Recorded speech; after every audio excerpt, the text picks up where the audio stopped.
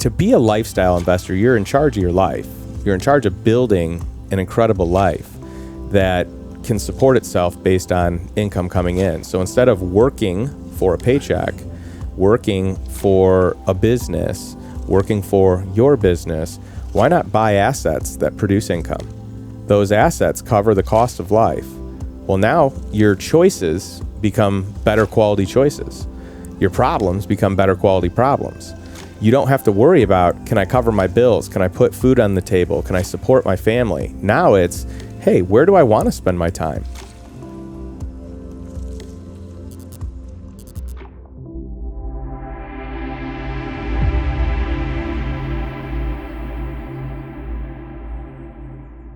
Justin, welcome to the show. Dude, so great to be here. Thanks for being here at my house. We did some hop. It's the first time you've done that. That's right. How was that experience? It was really interesting. Yeah, you know, the first few minutes of it are just incredibly intense. Yeah. Especially for someone that hasn't really, done anything with that before. Yeah. Well, today is really special for me because as I've had a son, and my audience knows this, we're really focused on wealth, on financial intelligence, which is, let's face it, it's not something that all parents know how to teach, man. So you're the author of The Lifestyle Investor, which is a book that I've read cover to cover. One of my favorite chapters right here is just going through the motions. So we're not going to go through just the motions today.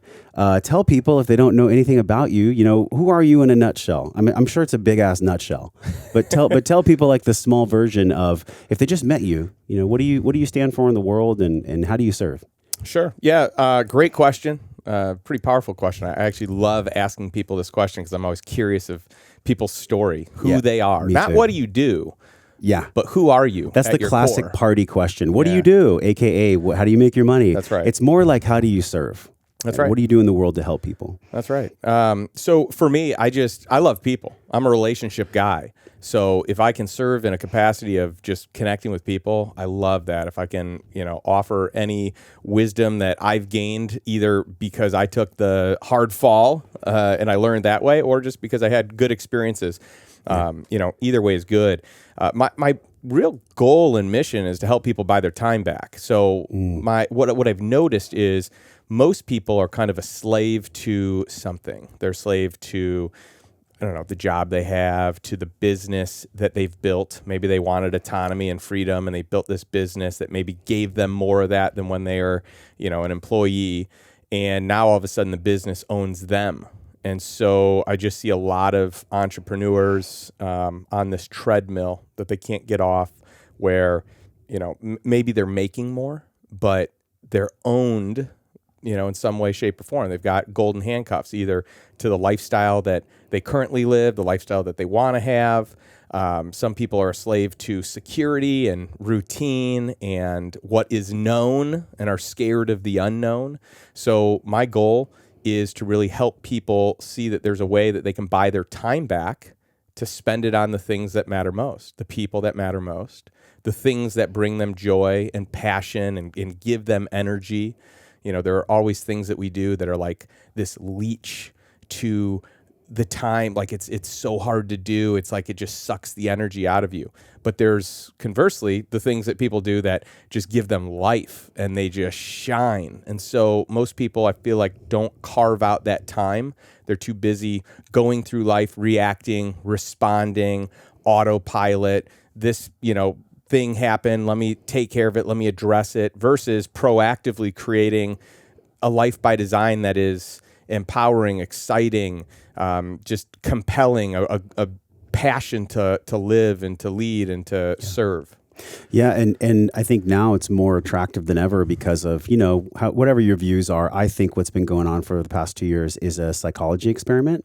We're kind of weeding out, like, who are the ones that are mentally strong and that can be controlled versus who are the ones that really want to have a life by design. And I think when you look at cash flow and you just look at the financial intelligence that's needed, right now is a really pivotal time. We see the gap widening between those that have intelligence around money and those that don't. How would you even define financial intelligence? It's a word that you and I have heard a bunch, but to be truly intelligent when it comes to your money and finances, you're a serial entrepreneur. You have a ton of investments. You have a Cutco background. Like, you've been in the game for a long time. So how would you define someone who is financially intelligent? Like, what would that be? Well, that's an interesting question, because you have people in the conventional system that would consider themselves financially intelligent. But to me, if you don't own your time, then you're missing a big component, right? So maybe you're financially intelligent, but you're just rich, or you have like great income. But what if that income owns you? I know a lot of people that make a lot of money, but the money owns them, and the success owns them, or ego owns them. So to me, financial intelligence is, partially, hey, do you know how to make money, and do you have enough to cover what it is, what your lifestyle costs you? And then do you have enough to invest and save beyond that? Do you have money for a rainy day, just in case? But I think the next tier of financial intelligence is really, what do you want out of life, and are your finances serving it? So you can have all the money in the world, but if you're a slave to money, or if you're trying to keep up with, the next person, you're not really experiencing what true financial freedom provides. So to me, financial intelligence is like step number one. Do you have enough money to cover what it is that you want to do? Yeah. And step number two is, do you have the money to serve you and allow you to use your gifts the way that you've been created, and to help other people, and to live a life that is just totally enjoyable, where you can spend time on the things that you just love to do. Some people have heard of Abraham Maslow's work, the hierarchy of needs. And at the bottom is like safety and security. It's, hey, like you're talking, do I have enough money to have a roof over my head? Are my kids fed? Like, are we okay on like a sacral chakra level? And it's funny, because I see so many people that are in marketing, and we're in the marketing world, I guess you could say. Would you consider your line of work to be marketing as well as education? Yeah, I guess there's a certain element that is marketing. You have to be a marketer to really succeed in this world now. Yeah, but at the end of the day, my goal is not the marketing angle. It's not to grow the biggest thing. I really just want to make sure that I'm living a life that's in alignment with what I have set forth, meaning I've carved out time to figure out what I want, and am I purposefully living that life? And in turn, am I helping other people to do that as well? So there's a marketing angle. But at the end of the day, if my group stays small, if my impact stays small, that is totally fine to me. I don't feel like I need to, maximize. I'm trying to get out of this world of maximizing and optimizing. And I think that a lot of people, like, that's the rally cry. Did you get every last maximization out? Did you wring the rag dry? Did you get the best deal you possibly could, and you totally like crushed it at the negotiation table? Or did you get a great deal where everyone wins and everyone feels good about it, right? You don't have to get everything out of it. Yeah, you have these commandments which are in the book, and obviously we're not going to be able to go deep in all of them, but the one that I love the most, and I told you this when we had brunch, it was always negotiate. And no matter if you're an entrepreneur, like you're in a company and you want to go to the next level, or you're buying a house, or you're negotiating a podcast sponsorship, or whatever it is, this piece about not just accepting what is given to you when you go to a deal, or when you go to get a raise, or when you go to get anything financially. Do you feel like with your students and even yourself, when it comes to this commandment of always negotiate, does it have a direct correlation with someone's worth, with how they feel about themselves? In other words, they go to the table, if they don't love themselves, they're probably not going to be able to negotiate. Yeah, I think some of it probably has to do with that, self-worth, self-image. But I think some of it has to do with confidence in their skill set to do anything. I think some people don't even know that this is a negotiation. Anything, everything is a negotiation. Yeah. And it's not, again, to maximize. If you're getting offered something, it's probably a good deal for them. That's why they're offering it to you. That doesn't mean it's a good deal to you. To them, it's a good deal. But how do you make it a good deal to you? Maybe it is. Maybe what they offer is a great deal and you can just take it. But instead of just taking it, why don't you think through and say, hey, am I winning? Like, does this feel good to me? Am I going to resent this later on? Or is there something else I should be going for? So again, it's not maximization, but how do we get to something that really is a good win-win on both sides of the equation? You learned this when you were 7. You had a door-to-door paper route. Seventh grade. Seventh grade. By the way, I wish I was doing this at 7. That would be amazing. Right. Okay, there's a little bit of age discrepancy there. But, so you're in 7th grade, and your dad worked a lot, and so you really cut your teeth going door-to-door, understanding what rejection truly was, because I think that's what makes most people kind of deny the aspect of negotiation is they don't want to feel rejection. So how did that shape you, learning about rejection at such a young age in 7th grade? When I was in 7th grade, I was playing video games. I wasn't learning about sales and being rejected. Sure. And don't get me wrong, I played some video games as well. So I'm had plenty of fun, but there's just something to be said about learning these things at a young age. I've got to tell you, at the beginning, it was really hard. I took everything personally. I felt like people didn't like me. I felt like I wasn't good. Maybe I wasn't good enough. Like just really questioning who I was. Is this the right fit for me? Why am I not good at this? Because my whole first week, and it was, quite frankly, it was longer than my first week, but like inside my whole first week, I took a job that was a commission job. So I only got paid if I sold, but I didn't sell anything.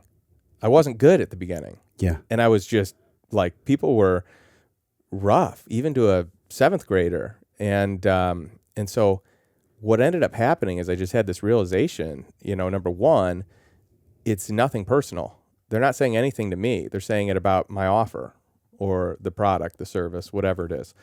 And that realization was really big. And then the second one, I saw other people getting better results than me. And I figured, well, if they can get them, I can too. So I just need to model and emulate and be a copycat.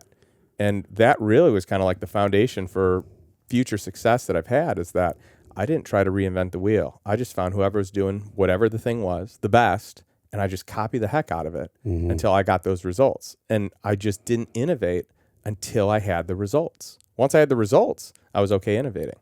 And you had to be like really, really strong emotionally. Like, where do you get, as an investor, as a lifestyle investor, you have to be very strong emotionally, but also you have to just learn through experience. There's no shortcut to life experiential learning. It's just, that's the only part about the equation where we see all these guides. It's like the 5 biggest ways to earn wealth and, the 7 ways to save money. All of these things are cool, but they're really intellectual. There's something on an emotional and even a spiritual level too that we have to embody in order to be a true lifestyle investor, lifestyle entrepreneur, lifestyle person. What is that for you? The spiritual, the emotional component of the skills that we need in order to handle being a lifestyle anything. Yeah. And for me, I came to a point where I realized I'm enough just the way that I am. I've been created and I have a purpose here on this earth, and I want to really serve in the capacity that I can. And early on, it really showed up in kind of the works that I did. Later on, I realized it was more in who I was and really tapping into the natural, innate gifts that I've been blessed with, which are just different from everyone. Everyone has different, unique gifts. Yeah. And so I just kind of got clear on that. And then another big thing is I started divorcing my results from who I was, because early on in my career, I really took a lot of my successes maybe as who I was, or then if I wasn't doing well, then maybe, I was on this emotional roller coaster of like, hey, when things are really good, I'm crushing it, I'm doing well. When business is tough, man, I'm not doing as well. And that roller coaster is not healthy. A lot of people live on it. I lived on it, and I was really happy to get off that roller coaster. Yeah, I've heard it in Joe Dispenza's work, even in his book, Breaking the Habit of Being Yourself, where we can get addicted to the highs and lows of life. Kind of like, I'm rich, I'm not. Bitcoin's up, Bitcoin's down. I felt that a little bit in the past 6 months. So how did you personally get off the roller coaster? Like, what did that look like in a tactile way? A lot of people listening are probably maybe just beginning their journey of being a lifestyle investor, understanding what money even is. How did you do that for yourself? How did you unwind the mentality around that? Well, there are a couple of different tiers here. One of them is that, are you deriving your human life value on works, on what you do, on what you perform, on output. So that part, that's one puzzle to solve, and that we all have greater value and greater purpose than whatever result we just got. But secondly, I'd say it becomes a lot easier when you don't have to work for money. So to a certain degree, you've got these bills, you've got to pay, you have a lifestyle that you've become accustomed to. And once you can remove the financial component to it, there's so much more clarity. And you can talk to, people that have had big exits from businesses. You can talk to people that had big successes. And the thing that you'll see that you'll get back to, a lot of them are not happy. Why? Because they worked so hard to get this thing, and then it wasn't what they thought it would be. A lot of these people that have big exits, they realize, oh, I worked so hard to strive to do this, and I got this, and it felt really good that day, maybe that week. I got a bunch of digits in the bank account, but nothing has changed. Like I'm me. Everything that I showed up here with is still here, and I feel like I need purpose, and getting this outcome isn't the end all be all like I thought it was going to be. And I feel like the identity that's placed on that is huge, because I remember Tom Bilyeu was talking about this once. He's been on the show a couple of times. And in one of the interviews, he was like, once I saw all the zeros in my bank account, when I sold the Quest bars, I didn't feel any different. And I was like, how is that possible? This is probably like $10+ million valuation. Actually, Quest bars, probably $100 million. And I'm like, okay, if he's telling me that, and he's one of the most successful entrepreneurs in media, then maybe it's not about the invisible carrot. Maybe it's not about like getting to there. It's about who you actually become on a fundamental spiritual, emotional level. How does that happen for someone? Obviously, we're going to get into the nuts and bolts of how to invest and beginning stages of that. But before we get into that, how do you change who you are when it comes to ending the roller coaster and getting rid of the carrot? That's an interesting question. And the interesting thing about it is a lot of people don't realize until they've kind of achieved what they wanted to achieve that maybe that shouldn't have been the end goal. But you can realize it earlier if you live vicariously through other people, if you learn other people's lessons, if you listen to wisdom of other people that have experienced it. But I mean, the old saying is very true, that it's about who you become. It's the journey, not the destination. Yeah. And it's so true. I see it all the time. And keep in mind, in my world, I didn't have like this huge exit where all of a sudden I was done. I had a bunch of singles and doubles, and that's it. So my experience has been a little bit different, but the people that I coach, a lot of the people in my mastermind, they've had monster exits. So, I mean, it's an endless number of people that, kind of realize later, like, oh, life's bigger than just this thing I've been chasing. And maybe I misprioritized the value of money, or I misprioritized the value of business and how many hours I spent. And once they redirect, they're able to live an even more purposeful, passionate life. Sometimes you have to experience that to figure it out. But some people can say, hey, I'm going to take what, this person said. I'm going to take, my friend who had an exit and talk to them and learn their takeaways and really learn the lessons now. Maybe shift what I'm pursuing. Do you feel like it's always, when it comes to being financially smart, learning from other people, like you said, living vicariously through someone's lessons and getting wisdom that way? What specific turning points have you had in life where you're like, wow, that was some supreme financial wisdom that I learned? Can you share one of those moments where you really course corrected, and maybe how that relates to the invisible carrot?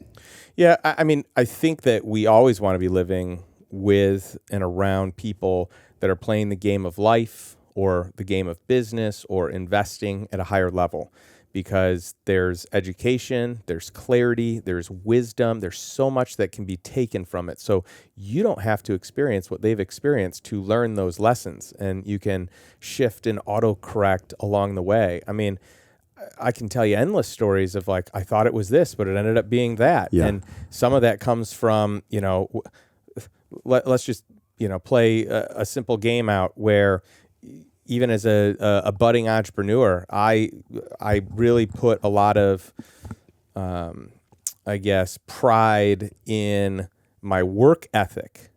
So I could work harder than anyone else in my network. I could put the hours in. So the badge of honor was hours worked. Yeah. And that served me until it didn't. And often my experience has been whatever gets you to a certain level is not the same thing that's going to get you to the next level. And just hanging around other people, they're like, why are you working so much? Why are you working so hard? Take a step back. Figure out how to get the results, but without so much work. How do you empower others to do it? How do you build a culture in your organization or build systems around protocols, software, people, whatever that looks like? And so in one sense, as an entrepreneur, I was the entrepreneur that just busted my butt. Eventually, I learned how to work smart, not hard. You can work both, smart and hard. Was that because of pain or was that because of intelligence? Like, did you learn through pain or did you learn through wisdom? Well, I think both. I mean, I remember at one point, as a new entrepreneur, I was working some crazy hours. Like 100 plus a week? Yeah, easily 100 to 120 a week. Easily. I mean, you just can't sustain that on a physiological level. It'll crush you. Correct. Over time. Correct. Yet that's applauded. It's applauded Yes. in the business world for some reason. It is. And I learned, I remember sitting in my office. It was a Friday night, like 10 p.m., 10:30 p.m. All my friends are out. Hey, let's go out to the bars. Let's meet up. What are you doing? And I'm still at the office. And I remember thinking, hey, I'm really okay with this season right now. I'm okay working hard. I'm okay. Like, I didn't have a team. I didn't know how to develop people at that time. I was a one-man show. I was, kind of figuring that out. I wasn't great at working through people. But I remember saying, I can't work like this when I have a family. When I'm married, my spouse needs more time than me being at the office on a Friday night at 10:30 in the evening. And so I knew that was a season, and that season would be short-lived, and I was willing to make that sacrifice. But I knew that I had to figure out a way out of it so that later on I didn't have to do that I can have a life, I can raise a family, I can provide the time that my spouse, that my daughter is going to want. And so I saw in the future the life that I wanted, and my schedule just wasn't sustainable or even desirable, quite frankly. Yeah. But in that season, it was all right. I learned some great lessons, and I'm thankful that I know how to work hard. I mean, that work ethic is great. How long was that season? Probably 3 years. Okay, so for people that are out there, it doesn't mean it's forever. That's right. Maybe you go through a season of really hard work, like 100-hour plus weeks, and not everybody has the recipe, the ingredients, or the DNA, Justin, to be a true entrepreneur. But this term lifestyle investor, which I love, I mean, this is what you wrote the book about. What does that even mean to be a lifestyle investor? Does it mean that you have to have a ton of capital? Does it mean that you have to have hardcore financial acumen? What does that mean to you to be a lifestyle investor? And has it changed since you've written the book, that term? Yeah, I think the term has evolved. I mean, the way that I look at it now, and even the way I looked at it then, was that to be a lifestyle investor, you're in charge of your life. You're in charge of building an incredible life that can support itself based on income coming in. So instead of working for a paycheck, working for a business, working for your business, why not buy assets that produce income? Those assets cover the cost of life. Well, now your choices become better quality choices. Your problems become better quality problems. You don't have to worry about, can I cover my bills? Can I put food on the table? Can I support my family? Now it's, hey, where do I want to spend my time? Who do I want to spend my time with? What are the things that bring me the most energy and joy and passion in life? So those shifts, so when I think about being a lifestyle investor, it really is a focus on owning your time. I look at wealth much differently than I think a lot of people, and I outline it in my book. Most people, when you say wealthy, they think about money. And I think money is a component of it, but I think it's much greater than that. I know a lot of people that have a lot of money, but their physical health is horrible and they can't really do a lot. They're on a trajectory that is going to be a short life. Or they have bad relationships with the people they love most because they've prioritized work or money over those relationships. So that to me just is out of alignment. It's just incongruent with who I am, what I want out of life. So, to be a lifestyle investor is to put your life first, put your values first, put your family values first, and to be able to live in accordance with those. Do you find in your groups that by the time people come, because you have a pretty high level mastermind, it's not for the beginning investor. This is for like seasoned people. But if you could pull like the memory e-brake and go back in time and remember what it was when you like first started Cutco, which seems like a lot of really successful entrepreneurs started in Cutco. Rob Dial, who's been on the show, and a few other people. What first of all, what was it about Cutco that made people successful? Was it the element of like paying with commission, dealing with rejection? So that's the first part. And then secondly, I want to unpack some of the mentality around how to start, how to actually begin your journey as an investor. But Cutco first, like what's up with that company? Well, Cutco is just a great training ground. You know, you learn all the things that, you know, kind of you're going to be faced with. So if you can weather the storm of rejection, handling objections, you know, learning and growing, getting better, really riding the waves of like good times and bad times. I just think that you learn a lot, you grow a lot with a lot of the success that you see from people in Cutco and a lot of people in my friend group.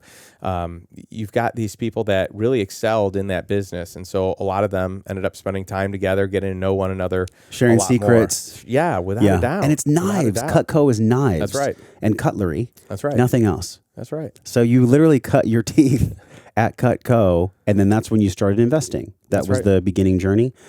So pulling the e-brake, what did that feel like for you back then? Because maybe a lot of people with us right now, they're there. They're like at that point at their company. They're just starting.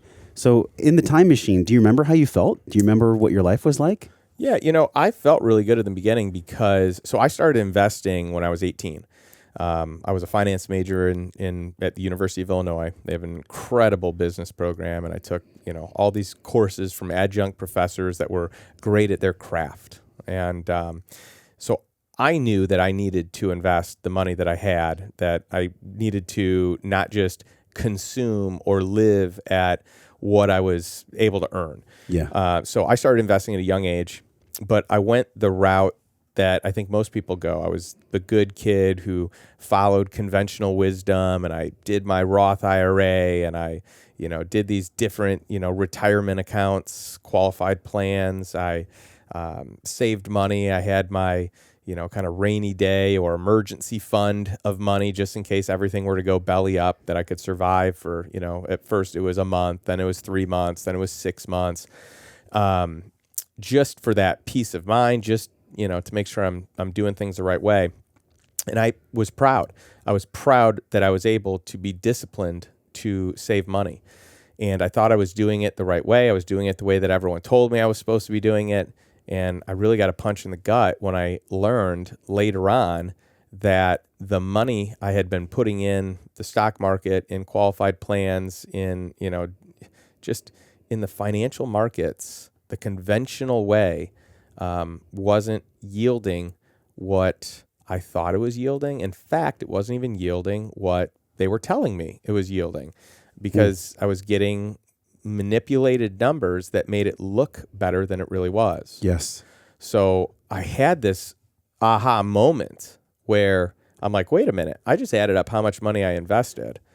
I added up how much money I had like made, and my statements were saying like I've got, you know, 7% return over, you know, this year, and it's like, oh, that's really good. But when I looked at the real numbers, I had less money than what I put in.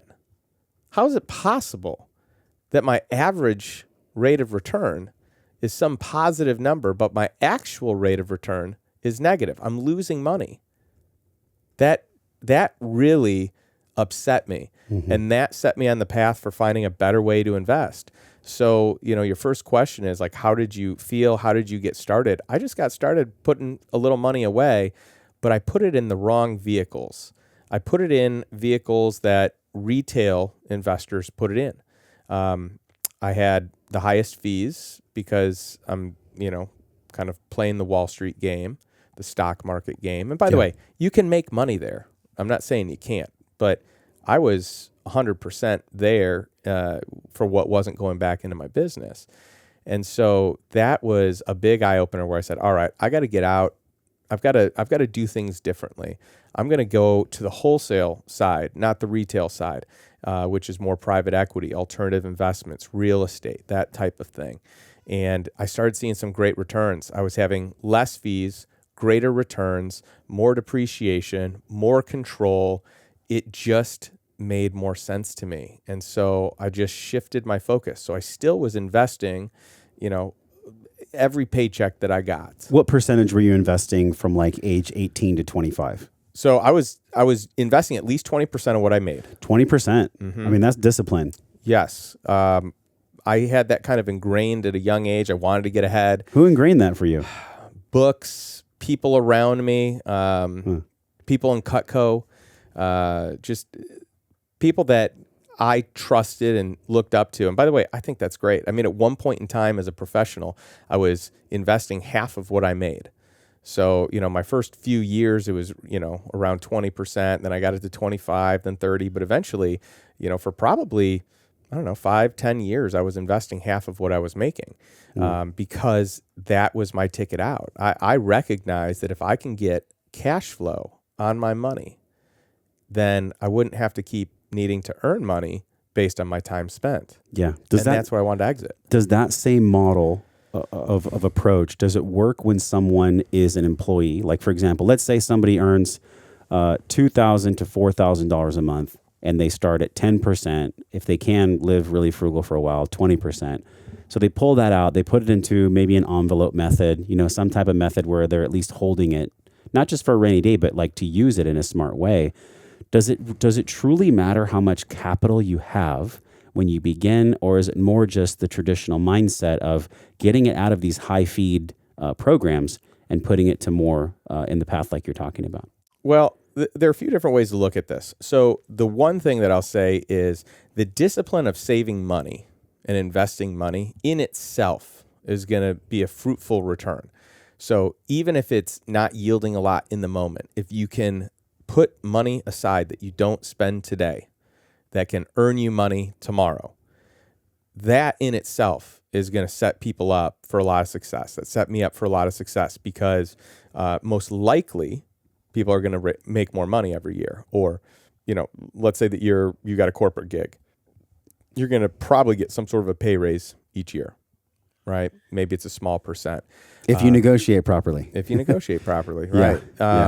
And money's going to, more money's being printed, right? So it takes more dollars to get the same result. So people over time will likely make a little bit more. And at some point, some people might have a big jump. But over time, most people are going to continue to make a little more because the salary that got someone at one point in time is going to take a little bit more to get them later on when money's not worth as much.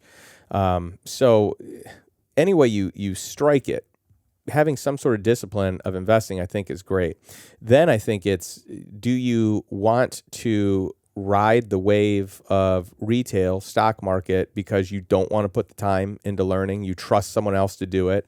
And by the way, there are great financial planners out there, but in the last 15 years, 95% of them did not outperform just doing the S&P 500 index. So you yourself, at the lowest fee possible for access to the market, could be investing in indexes and outperform 95% of the money managers. Most people don't realize that. So they pay more money to make less money than if they just did that.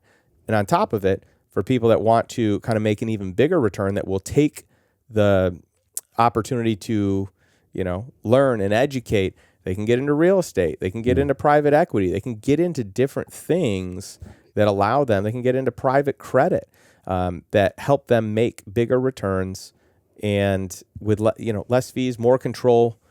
Plenty of these things are liquid as well. I used to think that wellness was a square and it's a pentagon. Because physical, emotional, mental, spiritual, those are things that we all have to constantly fill. It's like a glass of water, and we have like all these 4 glasses of water. We don't always have to borrow chi or energy or education from one glass and put it in another. But I'll tell you, man, I had the complete and total disillusionment for a long time that wellness was those 4 things, and it's actually a pentagon. So wellness for me has shifted. It's no longer a square. It's a pentagon, and that 5th glass, that 5th area, is finance. Look, whether people have a story about money, money's the evil thing, money doesn't grow on trees, blah, blah, blah. I had a ton of that when I was growing up. And this story around money is actually a collective wound that I feel like we're experiencing as humans. We all signed up to be here. We're here on planet Earth. And really, whether you like it or not, if you drop a pen, gravity is a law. And there's a law of wealth too. And I'm sure you know many laws when it comes to wealth. If we are wounded by money, and if we have a story about money, money's not going to come to us, right? You can call it law of attraction, or you could just call it maybe a financial law. Can you share with us like your wisdom on your own money story? How did that play out for you?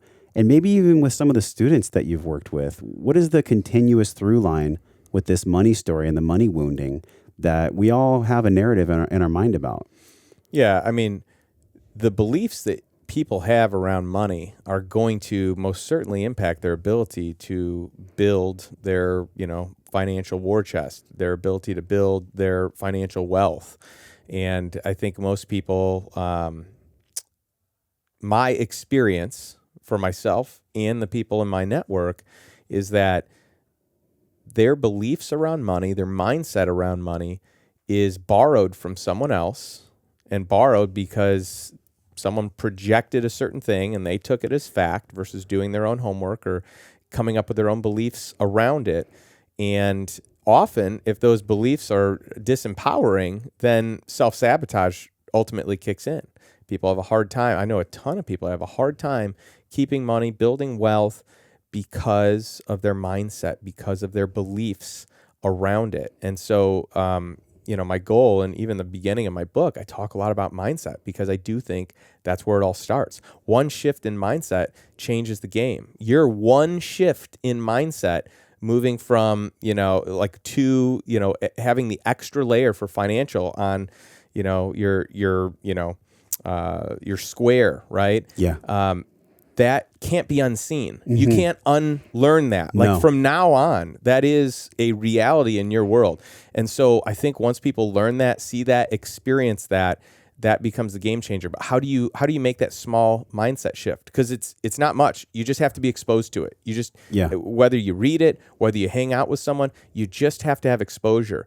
And then you're learning someone else's rule set or beliefs around money. And then you can choose to adopt them or not. Some people will look at what I do and, kind of the things that I say, and they're like, oh, I can't do that. But you'll have a person in the same exact situation will say, oh yeah, I could totally do that. I'm so glad I heard this. So it really is. It comes down to personal choice. It comes down to beliefs.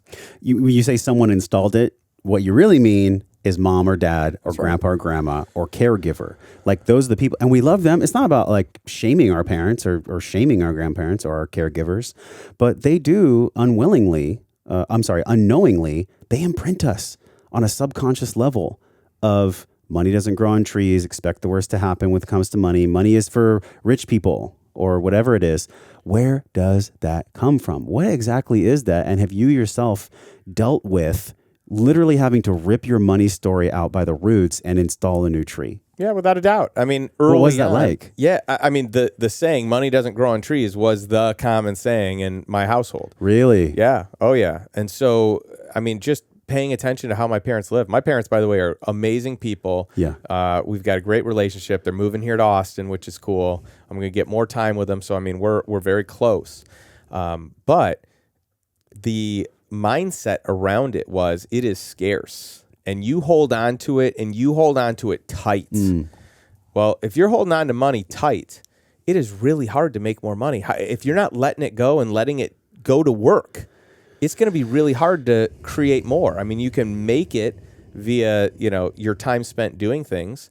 And my dad has an incredible work ethic. I learned that from him. In many ways, that served me well. And in many ways, it didn't serve me, right? And so like that whole like mindset around work ethic and you've got to work hard for your money and you got to put in hours. That was great when I didn't know, kind of like an abundance around money, when I didn't know that there was a smarter way to do it. The moment I learned there was a smarter way to do it, the game changed. Why work so hard if you can get the same result or a better result with less work? That one's common sense. But the way that you learn that is your exposure to other people that do that. That's why your peer group is so important. That's why mentors and, coaches, and keep in mind, everyone today is a life coach. So just be careful with the word out there, y'all. coach. But Yeah. I mean, have they done the thing that you want to do? In which case, bring them on as a coach. That's exactly what you want. Do your due diligence on them and make sure that's the case. But surround yourself with the people that are living life the way that you want to live it. And that's values as well. They have the right values. They treat people well. They have good relationships. Yes. They do well financially. They're physically fit if that's of value to you. To me, that's a value. So I'm going to take the advice of someone that has the full package over someone that just has a portion of it. Like, hey, maybe you made a lot of money, but I can see your marriage is falling apart. Relationships aren't strong. You snap at people. You're rude. You're angry. You're out of shape. Like, that is not who I would look at as a role model for the life that I want to build. There might be nuggets that I could take. Yeah. There might be things on the negative side I could learn to not repeat, but I would rather find the person that I can just emulate because they have it. They have the whole package. I've never gotten such powerful advice than I did when I went to a Vipassana and Goenka. I don't know if you've ever done long-term Vipassanas or any long meditations. It's the Vipassana meditation, and at the end of it, it's a 10-day silent meditation. So you're literally, you can't look at anyone, you can't masturbate, you can't do anything other than sit, meditate, and breathe for like 10 hours a day. I mean, it was wild, Justin. It was wild.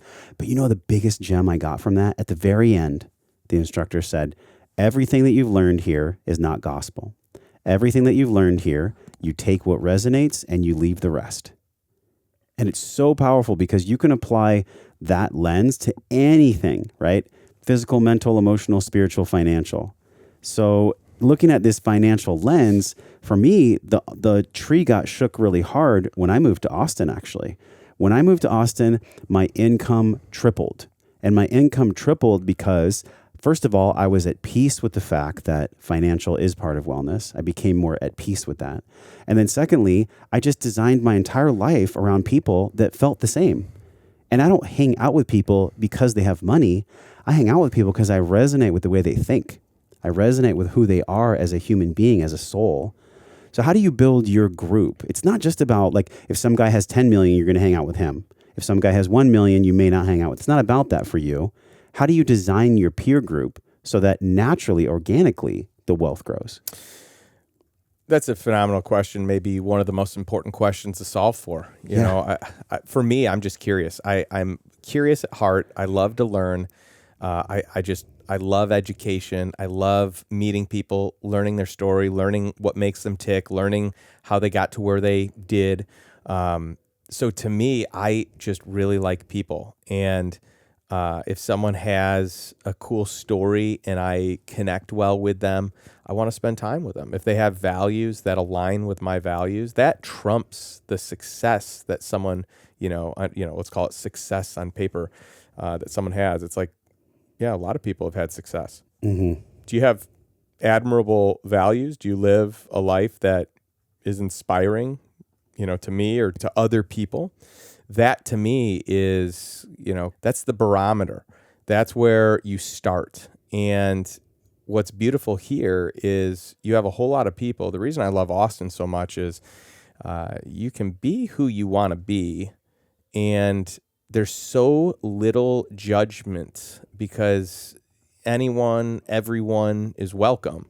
And so you don't know if the person next to you is a millionaire, a billionaire, living out of their car. You got all of that here in Austin, but you're surrounded by people that just desire community and desire a melting pot and, different ways of doing things and embracing other ideas and things that maybe they haven't considered.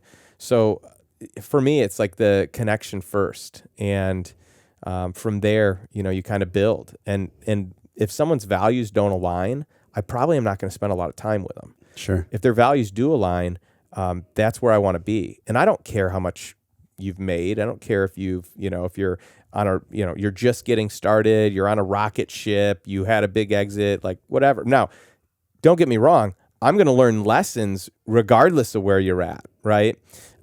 You may have this really cool story, and I can glean some nuggets from that story.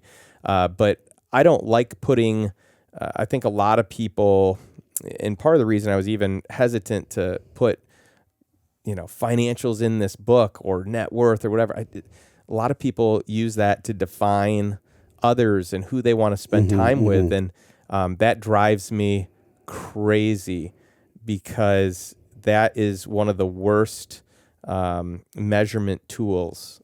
I would much rather measure how strong of relationships people have, how authentic they are, how engaged in the moment they are when you're together. I mean, that to me is so much a stronger indicator of success than just some dollar amount, which changes. Most people have, paper money. Their net worth is generally inflated. They always think they're worth more than they are. That number changes a ton. Most people are asset rich, cash poor. The number that's more important than that is cash flow. Who cares how much you're worth? Do you have the cash flow to own your time and live in accordance with the life you desire to have? I guarantee that's where the freedom is. That's where life takes off. You unlock something special and magical when that happens. And it is just an incredible feeling and experience. Every single human being with a pure desire for freedom, because really that's what we're talking about here. If you're a lifestyle investor, if you're a lifestyle human, you crave freedom. You just want to be free to go and be with your wife, your husband, your kids when you say so, not when someone else allows you to do so. Isn't that what this is all about, is freedom? For sure, without a doubt. It's the core of your work, is yielding people the fruit so they can be free. That's right. Because when you're free, you make different decisions. This is the reality. When money is taken care of, I guarantee 99.9% of the world would spend their time differently. When money is not the thing that you need to get to cover a lifestyle or to have a certain status, to whatever it is, I guarantee things change. I remember some of the most important journaling sessions that I ever did were around what would I do when I had enough money to cover whatever I needed. Let's say I, had this huge exit and had all the money. I never had to worry about money ever again.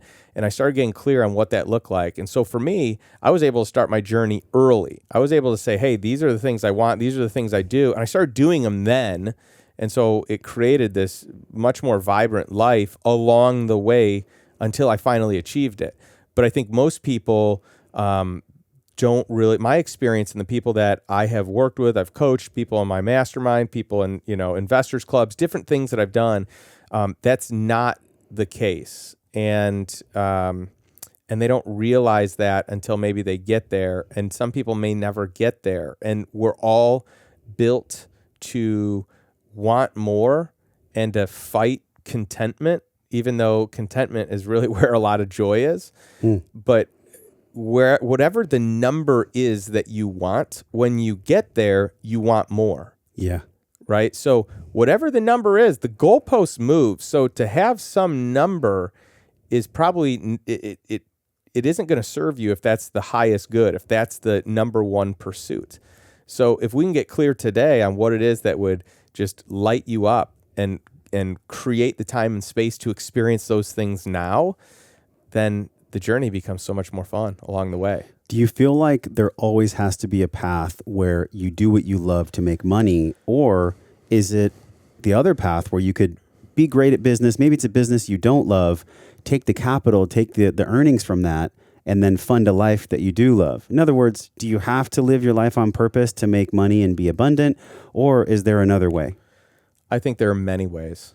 I don't think that there's one right way. I mean, I could tell you that, just in what I've seen, there's a ton of ways to do it. Just in what I've experienced, there's a ton of ways to do it. I don't think there's a right or a wrong, but if you are living a life that doesn't feel as exciting or as compelling, you may want to consider doing it a different way. I've done businesses that created money. I've started them. I've worked in them. I've been involved. where I didn't necessarily love that, but I was making good money. And so, maybe I became a slave to that business for that season. That served me in that season. Now, in retrospect, could I have done it differently? Yeah. What most people don't realize is if you create the time to actually give yourself think time. I mean, one of the biggest takeaways I ever had in one of the books that I read, and getting the chance to meet Keith Cunningham, he talked about think time and scheduling think time, where it's electronics free. You turn everything off. You start with an hour, graduate to 2 hours, but nothing bombards you. You clear your schedule and you just think. You plan, you strategize, you just figure out whatever it is that you want to do. You ask yourself great questions, you journal these things. That, to me, creating that space to figure out what I wanted, that was huge. Most people, my experience is they just live life on autopilot and they just go from thing to thing to thing. Their schedule's so booked. They go, from one event to the next, one meeting to the next. It's really hard to get clarity in that. I think if people built enough time to actually think, they could create a much more vibrant life, much more wealth on every front. But most people don't do that. That's not the norm. It's culturally acceptable to work tons of hours and to get ahead and to climb the corporate ladder. It's weird to take time to think for yourself and to carve that out and to not be bombarded by social media or notifications. You're touching on something really profound. My whole body kind of tensed up because it's been a hot point for me when I've gone on other shows and people ask me something like, well, what keeps people stuck? And I'm like, well, that's a big question. There's a lot of things that keep people stuck. But when it comes to money, it's really about, can you surrender that you have become victimized by your own intellect and victimized by the trappings and distractions of society? Because let's face it, Justin, if I'm not carving out time for myself, if I'm not breathing properly, we did some breath work before we started the podcast, which it was good. Maybe it was the first time awesome. that you had done some breath work like that before. And it was just 20 circular breaths. If we're not cultivating these physical habits, then the mind gets cloudy. Our body gets uncomfortable. The mind gets cloudy. And then next thing you know, watching sports and drinking beer is better than connecting with God, connecting with spirit. Doing things that aren't healthy become more attractive, and the syrupy sweet nectar of sitting at the bar for 12 hours becomes more fun than you being with yourself. You seem like you've always had a pretty good ethic since 18. I don't know, maybe not, but how has that played out for you to literally put up healthy barriers to keep away society's tentacles, social media, computers, and everything like that? And if not for you, maybe some of the students and maybe some of your partners in your programs. How has that played out? That's such a fun question. It's such an interesting question. I mean, we could go a lot of layers into this one. I feel like we all experience it, though, on many different levels. That kind of distraction tentacle that wants to rob us. Without a doubt. And, for me, I have had a great work ethic, really, just probably from modeling from my father, and then just other people that I saw that were successful and had achieved some of the things I wanted to achieve. And so my work ethic early on was misdirected. It was misdirected into maybe just getting stuff done. Maybe it's even, and by the way, I'm guilty of this, where I've got this long list of to-dos. Well, why don't I just get really busy at knocking off all the easy ones versus going after the ones that are actually going to yield the most fruit, right? Yeah. So it's interesting. In my younger years, my work ethic was directed to building businesses and to growing sales and building recruiting teams or whatever it might be. Later on, my work ethic started really pouring into, how do I buy assets that produce income instead of my time producing income? How do I learn from the greatest minds out there? And so I became a student. So I had, all these coaches who had no clue that they were my coach because I was just reading all their books, right? So I became an avid reader, and I directed a lot of my work ethic from doing into being and learning and becoming.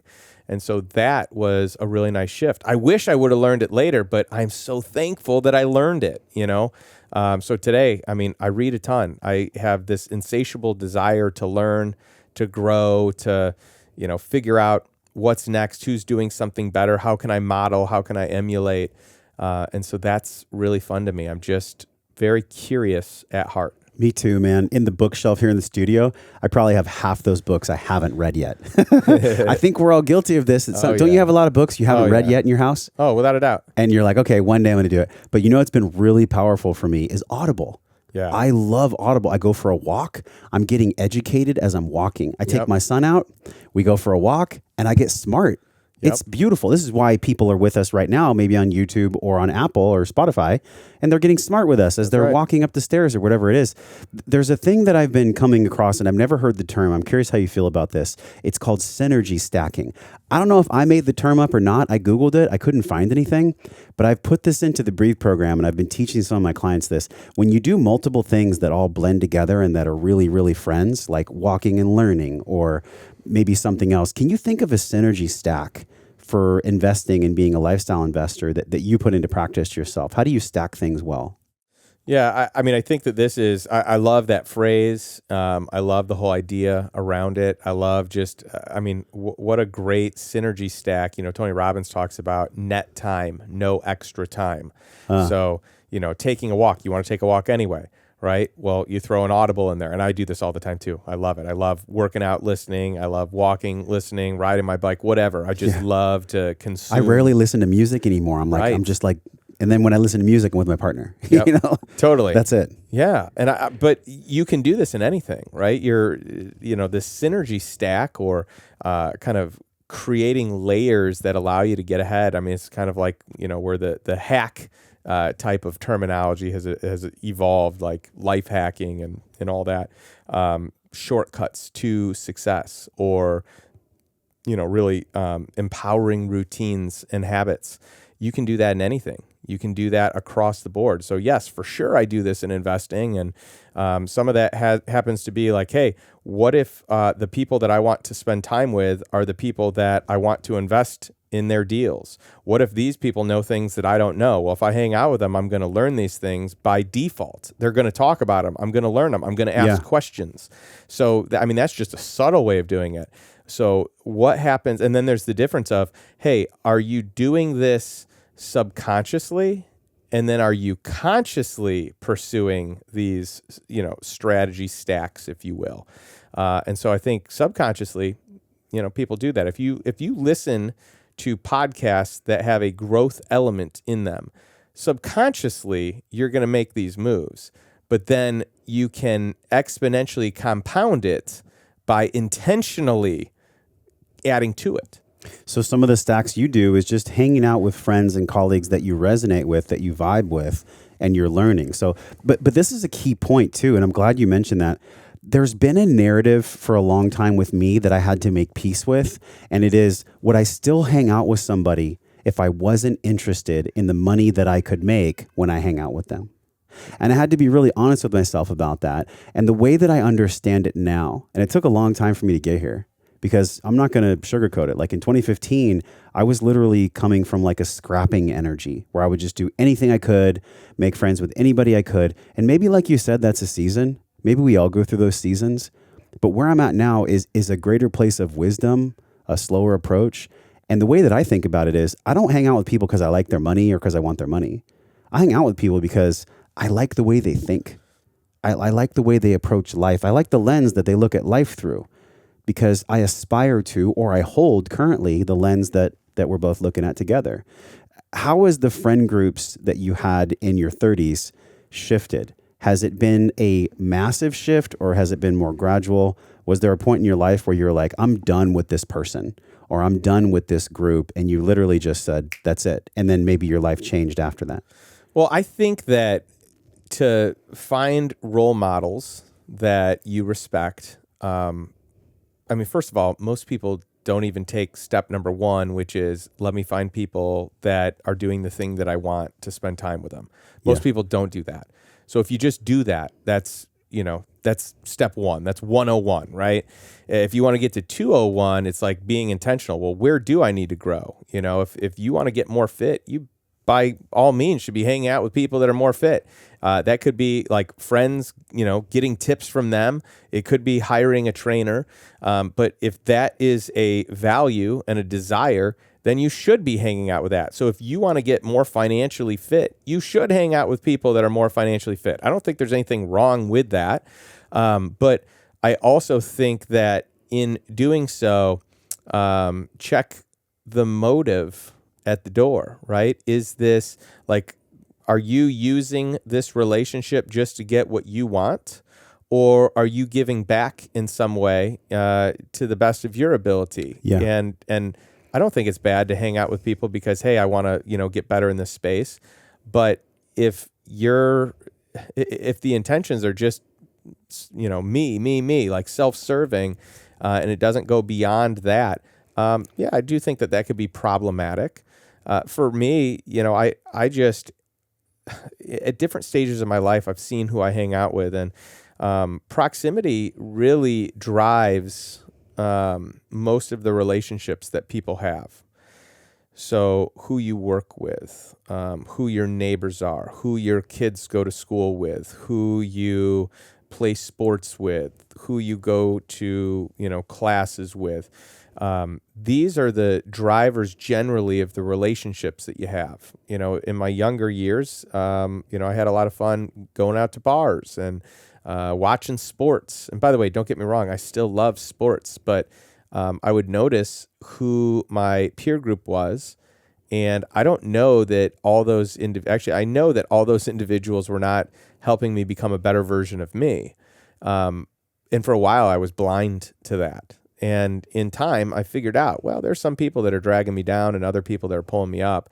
But if I'm just going to let proximity determine where I'm going and what my influences are, I'm probably not going to get as far ahead as if I'm intentional and I say, hey, I actually want to get better in this area. So why don't I bring someone in? Why don't I make friends with someone that knows this and, we can connect on this level? And so my peer group really shifted from convenience and proximity to intentionality and growth and desire. Yeah. And was there an age that you really started to notice that? Tony Robbins was a very pivotal figure for me in this recognition. And so I read books of his, started going to his events, and just realized that who I want to become was, I was on a slow path to getting there, and that I needed intentionality to step up. I needed to make a plan. I needed to not have default run my life. I needed to have a design and have a game plan. And so, I went through all of his programs, and those were just phenomenal. And I met people that showed up with a different energy, kind of like, when you show up here in Austin, you just feel something different. There's a different vibe here. The people there, it was a different vibe than who I was hanging out with. One good move I made in my earlier years is that I did spend time with the people that were doing the best in the businesses that I was involved in. And so I wanted to play at their level. So how do I do that? Well, I just copy them. I make friends with them. I, use what they're doing. And then it became bigger than that. Then it became like, not just business, but life. And in time, I just started resonating with those people. It was like like I didn't want the time to end. It was so fruitful, so enjoyable. Time just passed. Like you look down, and you're like, whoa, where'd 4 hours go? Yeah. That's incredible. And that's because I found people that really wanted the things that I wanted. We were on the same page. We had a similar mindset. And that's when the game changes. That's the gold. The sweet spot, I feel, is being friends with those kind of people. And then when push comes to shove, when like the chips go down, when there's economic upheaval, when people really need each other, then you really find out who your true friends are. Because I think it's super easy to have like rings of friends. Like for me, I really probably only have on two hands 10 friends or less that if they called me in the middle of the night and they needed a ride somewhere, or if they really, the wheels are falling off the wagon, I'd be there for them and they're there for me. And I don't know, Justin, if we're designed for more than that, like, a couple handfuls of really, really close people. And then there's the second ring. There's a second ring where it's like, they're good friends, but maybe they're not that close. Then there's the third ring where, okay, these are my colleagues. We have fun together. Maybe we enjoy each other. And then there's the outer ring, which is just more acquaintances.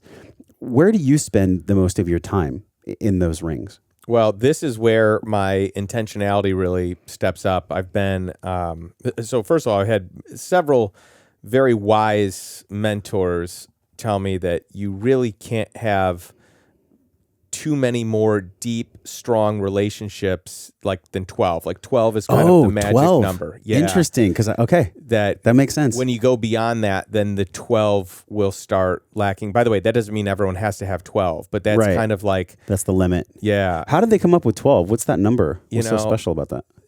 There's a lot of different theories. A lot of people have, I mean, you have some people that take a scientific look at it. You have some people that take a relational look at it. You have some people that take a biblical look at it. So there's a lot of different ways. I've heard this nonstop, 10 and 12 being the two numbers, and 12 more scientifically, stated, I guess, fact-based on, some data, some criteria. Okay. So anyway, Around 12. Around 12. I don't think the number really matters. And by the way, if you only have like 2 or 3 great friends your entire life, but you just pour into each other, I think that's incredible. So you don't have to get there. But what I started doing, this is about, I don't know, probably 18 years ago. I started being intentional with planning out goals and dreams and writing them down. Early on, I would actually print it out. It was all on one page. I would tape it to my bathroom mirror, and I would look at it. Here are my top 10 goals for the year. Here, and literally everything was right there. I looked at it every day. And the reason I did it is so I couldn't forget. It was in my face. And from there, it evolved into like bigger, type of workshops that I would do. And then when I met my wife while we were dating, I kind of introduced her to some of this planning that I do. And at first, she thought I was crazy. Shocker. Yeah, she just this wasn't her world, but she kind of like fell into wanting to do it with me, or at least curious. And over time, I mean, we have this marriage and planning day that we do, where we plan everything, and not to a T where everything's planned, but like really important stuff we map out, and who do we want to be, who do we want to spend time with.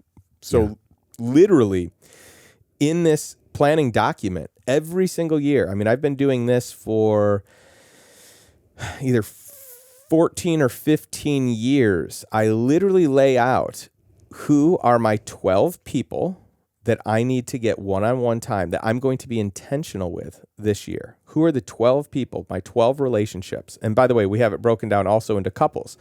So who are the couples that, we can have like an outing, a double date, whatever, 4 of us, maybe 6 of us, but it's the group that we vibe both sides, right? Because sometimes, your spouse's friends you don't vibe with as much, or she doesn't, or he doesn't vibe with, your friends as much. And so finding like 4 that everyone is really excited about, that's special. Yeah. So it's getting intentional there where we're spending time. So not just saying yes to whoever says, hey, you want to hang out?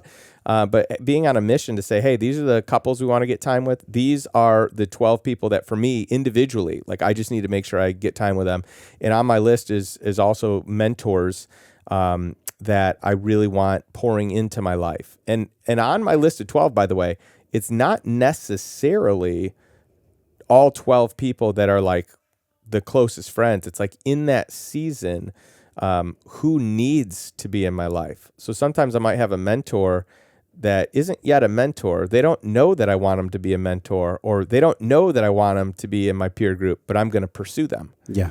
And so they might be in my top 12, even though we're not, tight yet. They just don't know it yet. That's right. They don't know they're in your inner ring. I love that. That's cool synergy that we had there, because I just assumed that it felt right that there was about 2 handfuls of people that I really, really trust and that I really vibe with.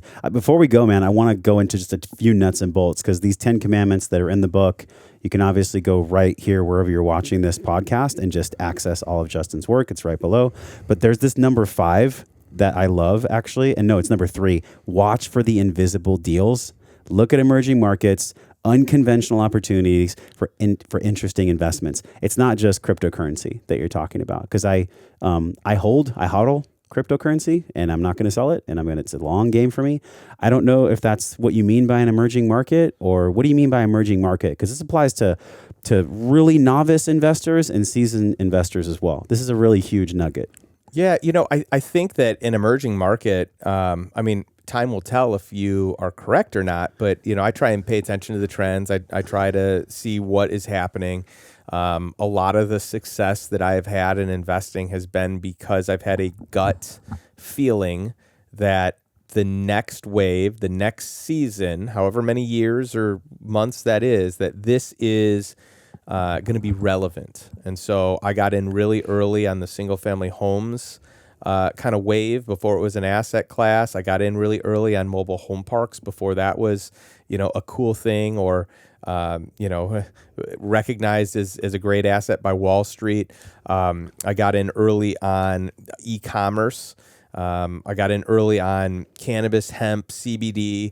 There's so many waves. I got in early in cryptocurrency, Bitcoin. So there's so many things where I do think trends are important, and not just what you think, but what does the market think? Or maybe the market doesn't even know yet, but you're so confident in its use case, its utility, that is the future. I got in early even on industrial warehouses and distribution centers, which support e-commerce. And so there are certain things where they're going to be the future. So NFTs, I would say, is another thing. Now, the world of crypto and the world of NFT, they're not all going to be hits. Yeah. You're probably going to have the vast majority that are not. But as a whole, there's no way that NFTs are not going to be a major player in the future. There's no way as a whole cryptocurrency is not going to be a player in the future. Now, I do think most of the projects out there are probably not good. They're not strong. They're, they are startups, and most startups fail. This is why angel investing is the riskiest, toughest way to invest, where you're just investing in an early stage company and hoping that it works. That to me is like what most crypto projects are. But you find the right ones. You find the ones that have utility. You find the ones that they have, they've got a track record. Bitcoin has a track record. I don't think it's going to zero.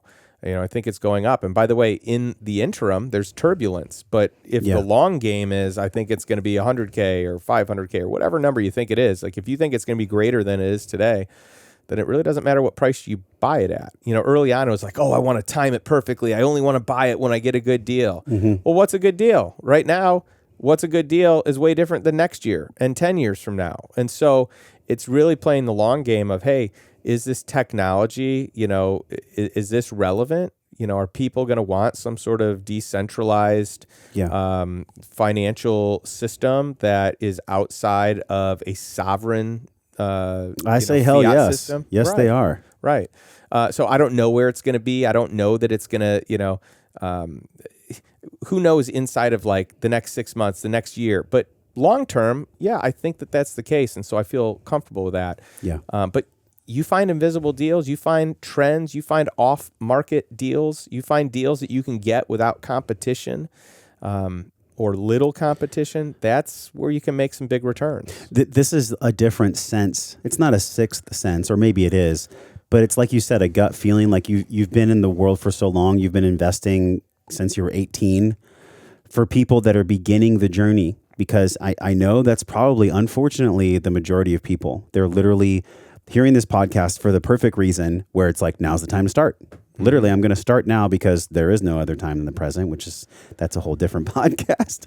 We're here right now. So if you want to invest right now, how would one develop the intuitiveness to find invisible deals? Like, how would they study that and gather that? Well, I think most people are probably not going to develop that right out of the gates. It's not like the next day after you've decided, I'm going to be intentional, I'm going to figure this out. I think the better play is partner with people that have education, have expertise, have a track record. I mean, track record's so important. Anyone, the last 10 years, anyone has done well. We've had so much money just pumped into our system. If you have not done well in the last 10 years, you've had to make some big mistakes, right? So the last 10 years, I don't know if it's a great indicator. I mean, you really want to see like, hey, who's made money outside of this bull market? And then it's figuring out like so spend time with the people that have expertise, spend time with people that have the track record, invest in the things that the smartest, most successful people you know are investing in, and start there. And by the way, the best education you'll ever get is when you put your own money into something, or the season right before you put it in where it's really hard to let go of it as you're figuring out what you want to invest it in. I mean, let's just put it this way. Let's say that, only 5-10% of all cryptocurrency actually plays out. The ones that play out are going to be big. Most of them are likely going to fizzle out. That's my opinion. Yeah. You might see some of that same, maybe it's the same with NFTs, but there's a place to be able to, mark ownership. And but all this that we're talking about is built on the blockchain. So fundamentally, I think the blockchain is the next wave. It's the future. So how do you get a piece of that, right? Yeah. And there's a lot of ways to do it. There are funds that you can do it, but the reality is that's the technology that, I mean, each of these technologies, each of these innovations in itself can be great, but what's the thing that is going to become what everything is built on in the future? And I don't know that there's any way to dispute that blockchain is going to be that. Yeah. Even for like mainstay normal things like purchasing a home, there is going to be a way to log that differently than, deed and, having a title insurance and having a title office, perfect everything for closing. Like that is today, but in a certain point, you're going to be able to see it because it's right on a ledger that everyone can know. You don't have to have someone research to see who rightfully owns it. You will see it with your own eyes. It blows me away that people still use paper. I'm like, I get it though. I understand why, because let's say if you're a doom and gloom person, you think that the world is going to end and the government's going to cut the power and blah, blah, blah, blah. I understand that, but really like that's the way of the dinosaur. I feel like paper transactions and having huge file cabinets with papers, it's like, if you're doing that, you're really living in a time that's foregone. Any other advice you can give us about the finding the hidden deals, finding hidden things? To me, it feels like just having an interest and having a curiosity in hanging out with the people that's their profession, maybe joining a newsletter, joining little groups. It's like we gather slowly. And I think a lot of us, and I've fallen into this trap in my past, where I want to get like the thing. I want to get like the one subscription, or I want to get the one piece of information that's going to change my life. And if I could just share any wisdom, and I'm curious the wisdom you could share, don't do that. Don't do that, because if it's too good to be true, it may or may not be, but it most likely is. And there's no such thing as Wonka's golden ticket. You're not going to unwrap one piece of wisdom and it's going to change your life forever. So how do you feel about that? Has it been cumulative for you in this hidden deals market, finding the hidden? Yeah, so I agree with what you said with one caveat. Okay. One mindset shift can change everything, right? So maybe you don't learn the one thing. So maybe it's not the one thing, the golden ticket. But if you can have the equivalent of the golden ticket for your mind, where you just start seeing things that you didn't see before, you interpret things differently, you're open to a different strategy, that can be the game changer. And I just think that you get that by surrounding yourself with the people that are playing the game of life and business and investing the way that you want to play it, that have the family maybe that you want to have, and have all the other things. The other thing that I would say is, if you're unsure how to get started, obviously trust those that have done it before and have gotten great results. But we're living in a time where in the last 40 years, we have the greatest inflation that we've ever seen. In the last 40 years, well, of course, we have more money being pumped into the system than ever before. We have trillions of dollars, $30 trillion. And by the way, this is just what we know about. It's actually greater than that. Yeah. But let's just call it, $30 trillion. Let's just call it what it is. In the last 2 years, we've had 40% of the money that's in circulation created in the last 2 years. Okay. So almost half of the money in circulation was just created. So there's no way on earth you will ever get me to believe that inflation is just 7%. That's what they said in December, based on whatever odds and ends they chose to figure out the inflated prices. But the reality is money is becoming worth less. There's more of it in the system. If you sit on cash, it becomes worth less every single day. So the thing to me that is the best thing to do is to buy an asset that is going to appreciate. Ideally, this asset cash flows so it can help you live a great life. And so that to me is like the starting point. How do you buy an asset that isn't going to go to zero? That, when you buy assets, as monetary supply increases, the asset increases. They kind of keep up with each other. Mm-hmm. They become worth more simply because the cost is greater because you have more money in the system. So owning assets keeps you in line with inflation. If you own the right assets, you get ahead. You can have greater returns. And if you own assets that have cash flow, well, then in that instance, you are mitigating the risk of having to sell if the economy tanks, because you're not trying to invest in something just based on the appreciation of it or the appraised value or what you could sell it for. You've got cash flow to sustain it. So to me, that's kind of like ground zero. Mm-hmm. Build your cash flow, cover your bare minimum expenses, then eventually cover your lifestyle. But just cover mortgage and utilities and car payment and groceries. Just cover the basics, and I guarantee it'll feel like taking a backpack full of weights off. It's life-giving. Yeah. And then you can breathe better because you're not pinned down by the chest. So many people that are in our audience and that deal with the main pressure, it's either time or money. And I think there's a direct correlation between those. And I don't know if people truly want to become millionaires. They really just want to be time rich. Yeah. They want to have time to spend with their friends and family. So as we wind down, what are just a few of the ways that we can get these assets that produce cash flow besides real estate and land? Real quick, one thing I want to say, you said, becoming millionaires. Who cares if you're a millionaire? Mm-hmm. Who cares? You can have a killer life based on cash flow and not have $1 million net worth, and you can live an incredible life. Before I had $1 million in assets, I had cash flow that covered everything that I needed to cover, right? And so I just want to say that, to me, it is way more important to have the utility of cash flow for lifestyle than it is for any net worth number. Cash flow to me is king. Mm-hmm. But a few ways that you can do it. There are certainly riskier ways than not. If you really want some, all right. So this is a long discussion that I'm trying to shorten down. Yes. Because there's a lot of different paths that people could go. Yes. There's a lot of ways to do it.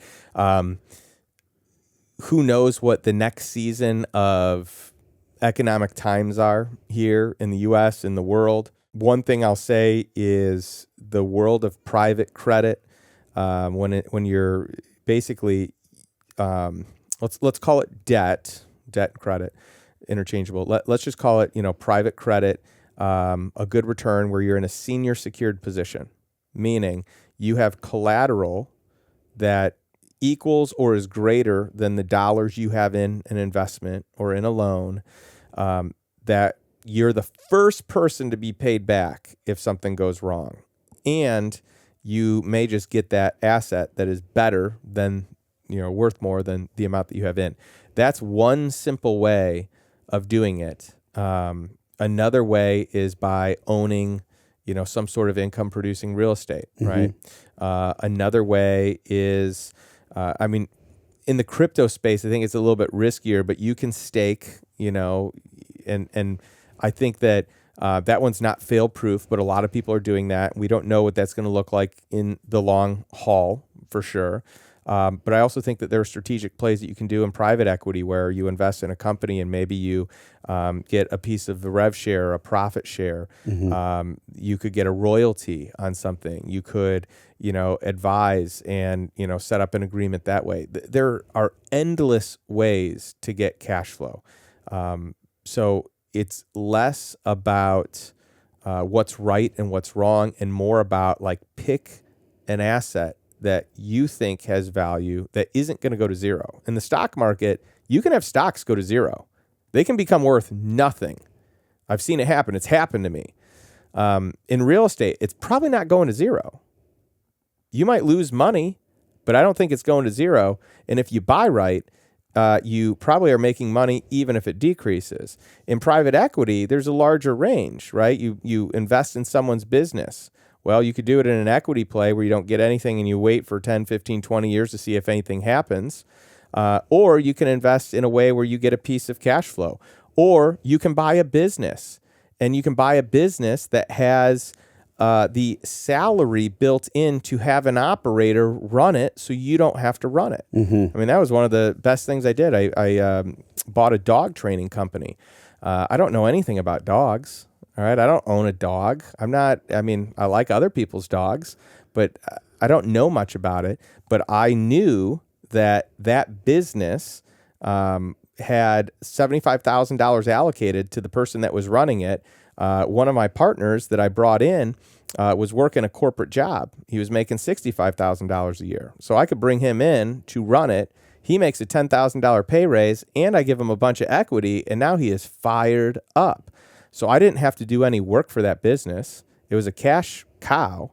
And then we ended up selling it at a year and a day for almost a 3X. That's amazing. Okay, so people can go to your website, which we'll link below. But for somebody who's literally, and I go back to this again because I know a lot of people are in this space just beginning. Do you offer resources? Do you have a place where you send people where if they are just beginning, they can go? Yeah, so I think checking out my book is probably the best first step for someone that wants to, kind of do it at their own speed. Yeah.